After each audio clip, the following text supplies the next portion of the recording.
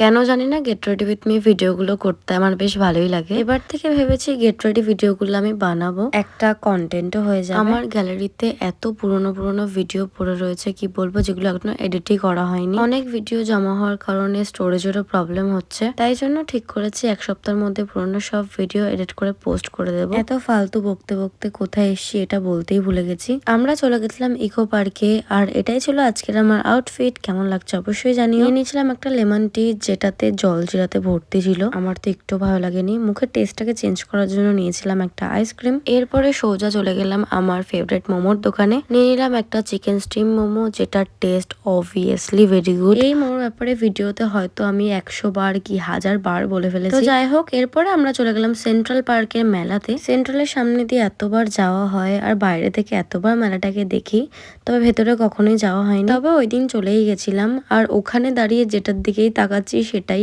এত সুন্দর লাগছিল কি আর বলবো। এখানে চোখে পড়লো পাপড়, তো এখান থেকে একটা পাপড় আর একটা হজমি গুলি টাইপসের কিছু নিয়েছিলাম। এরপরে খেয়েছিলাম ভাপা পিঠে, তবে এটাকে ভাপা পিঠে বলে কিনা জানি না, টেস্ট টোটালি ডিফারেন্ট ছিল। এরপরে চলে এলাম এই ফটো ফ্রেমের দোকানে। আমার ঘরে তো সেমন কিছুই নেই, তো ভেবেছিলাম এখান থেকে কিছু ফটো নিয়ে ঘরে লাগাবো। এই দুটো ফটো কিন্তু আমি নিয়েছিলাম আমার ঘরের জন্য। কেমন হয়েছে অবশ্যই জানিও। আজকে মিনি ব্লগটা এই পর্যন্তই, দেখা হচ্ছে পরের ভিডিওতে। টাটা।